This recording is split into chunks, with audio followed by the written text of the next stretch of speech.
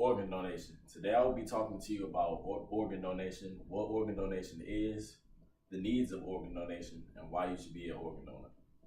There are two different types of organ donors, a living donor and a deceased donor. A family friend close to me and my father, had a kidney issues and he had to get a kidney transplant. But he didn't want to get a kidney transplant because he thought his sister's health would deteriorate as well. But his health was so bad, he had no other choice but to get that kidney from her. So as his health deteriorated, they had a kidney transplant, and that kidney lasted for 10 to 12 years, I believe. But later on, that kidney started to fail. So as that kidney failed, he got another kidney transplant from his uncle, and he's living healthy, on to this day. Now I'm just gonna give you some facts on, a living donor. Living donations usually come from a shortage in deceased people, which means that there aren't enough people that have died. So, you get an organ or a kidney or a cornea from a living person. Living donations is the opportunity to also give while you're alive. Say you have a young family member that needs an organ, such as a kidney or a tissue or a pancreas or an intestines, that you can, if it's a match, you can give your organ to, and you can see that person prosper as they grow up. Also today, 1 in 4 living donors are not biologically related to the recipient. So which means that it does not have to be your sister, it doesn't have to be your brother, it does not have to be your cousin. It can be anybody as long as it's a match, for you in regards to blood type, sample, and urgency. To spare a recipient a long wait, usually a sister or a brother or a cousin or a family relative can give you an organ. There are 3 types of living donors: a direct, a non-direct, and a paired. A directed is the most common, is because they're usually family members or the people closest to you. Non-direct are usually people who are not related to you in any sort of way, but they're giving you an organ just out of the kindness of their heart.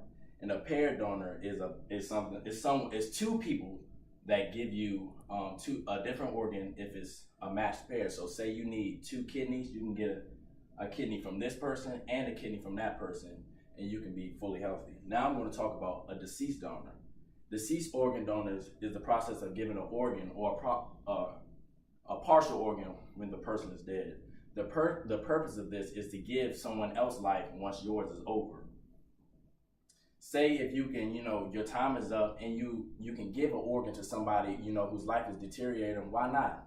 I've done it, you should be able to do it. It's not that hard of a decision. You're actually helping somebody live once you die. Also, to be an organ donor, this requires a person to be, it requires a person to be brain dead. So if the person is not brain dead or all brain activity is not, done working, you cannot be considered a deceased donor. Once a person is brain dead, the organ donation is a possibility. Once this is done, the health professionals take the organs, see if they're healthy enough, and then they give the organs to that person or whichever person needs that type of organ. There are 8 different types of organ transplants: the heart, the lungs, the kidneys, the intestines, the pancreas, the cornea, and tissue. Out of the 8, I will be sharing 3 with you today. A heart transplant is usually for a failing heart or a heart that's diseased.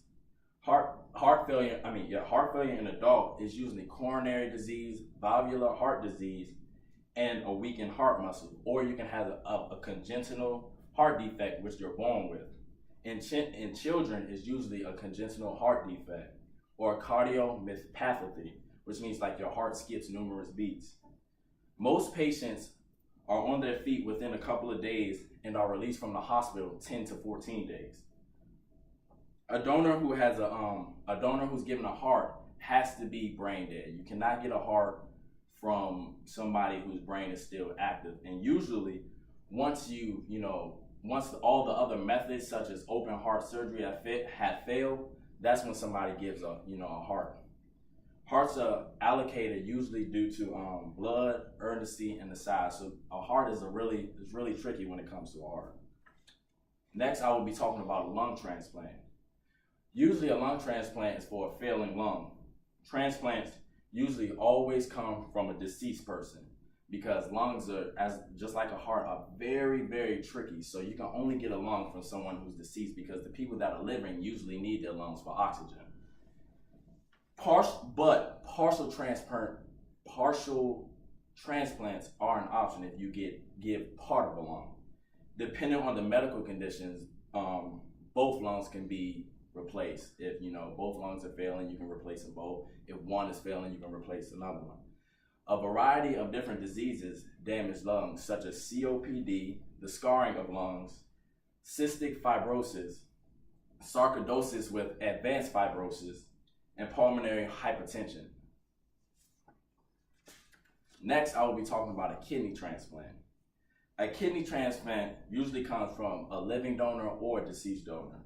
A transplant is usually for a kidney that has failed, just much like my father's family friend. Usually the cause of kidney failure is diabetes, kidney disease, high blood pressure, and glomerulitis. The average wait for a kidney is usually 3 to 5 years. So just imagine that every 3 to 5 years, someone is waiting for a kidney. The people that usually donate kidneys are family members. They don't usually come from outsiders. But if it does, it can be successful. Now I'm going to give you some of the needs and benefits for being an organ donor.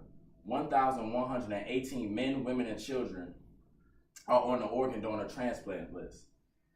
That's not even, it's a football field, can't even fill up that. The largest football field in the NFL can't even fill that up, which is 85,000. We're talking about 118,000 people here.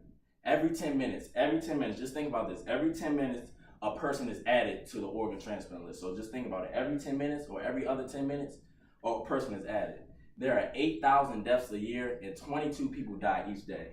And 82% of these people are in need of a kidney. One out of 3 of the people are deceased and they're over the age of 50. You have the power to change that. So I believe that you should be an organ donor because it's literally the right thing to do. I'm not going to put pressure on you to do it, but you need to because you can save a child's life. You can save, your grandmother's life. You can save your mother's life. You never know what the circumstances must be. So today I've shared why you should be an organ donor, what organ donation is, and the necessary steps to take to, just check it off when you get your license to be an organ donor. Thank you.